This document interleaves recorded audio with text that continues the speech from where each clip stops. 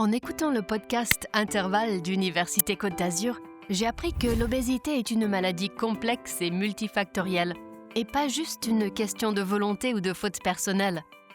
De plus, l'obésité est le premier facteur de risque du diabète, maladie chronique caractérisée par la présence d'un excès de sucre dans le sang, qui à long terme provoque une détérioration des organes vitaux. Bien que cette maladie soit documentée, certains mécanismes moléculaires restent encore à découvrir. Le tissu adipeux est principalement composé d'adipocytes, des cellules spécialisées dans le stockage de l'énergie sous forme de graisse, aussi appelées lipides, et participe à la régulation du métabolisme.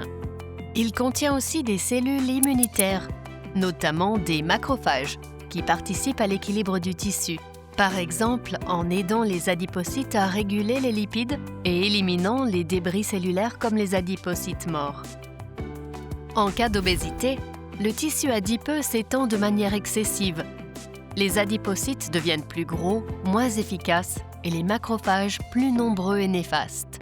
Ils libèrent alors des substances inflammatoires, les cytokines, qui perturbent le fonctionnement normal des adipocytes, en particulier leur sensibilité à l'insuline. Ce phénomène, appelé insulinorésistance, peut conduire à un diabète de type 2. Le projet MAC-P53 se concentre sur une protéine appelée P53, présente en excès dans les macrophages du tissu adipeux chez les souris obèses et aussi chez les patients atteints d'obésité et de diabète.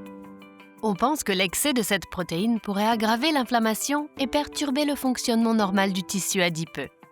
Pour comprendre le rôle de P53, l'équipe de recherche a utilisé un modèle cellulaire qui permet de reproduire des macrophages du tissu adipeux de souris obèses. Ils ont observé que sans P53, ces macrophages produisent moins de cytokines inflammatoires et utilisent davantage les lipides comme source d'énergie.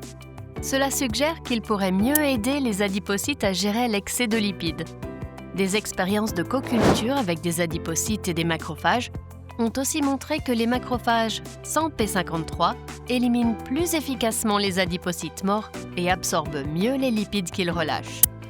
Enfin, supprimer la protéine P53 uniquement dans les macrophages du tissu adipeux de souris obèses a montré que celles-ci régulent mieux leur glycémie, taux de sucre dans le sang.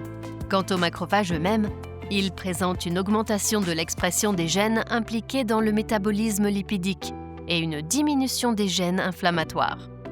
Cela suggère qu'inhiber P53 pourrait être une piste thérapeutique intéressante contre l'obésité et ses symptômes. Cependant, P53 joue aussi un rôle important dans d'autres fonctions cellulaires, notamment la prévention du cancer. La bloquer complètement pourrait donc entraîner des effets secondaires importants. C'est pourquoi le projet cherche aussi à identifier les gènes régulés par P53 dans les macrophages du tissu adipeux.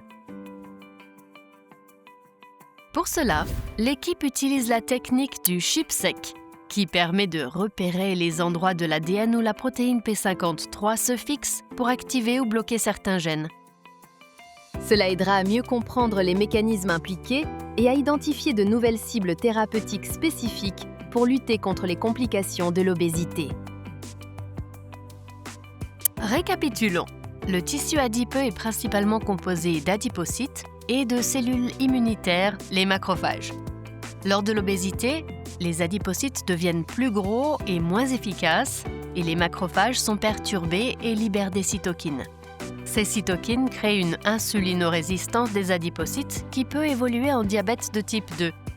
Bloquer la protéine P53 dans les macrophages du tissu adipeux limite ces défauts. Identifier les mécanismes engendrés est nécessaire pour découvrir d'éventuelles voies thérapeutiques contre l'obésité.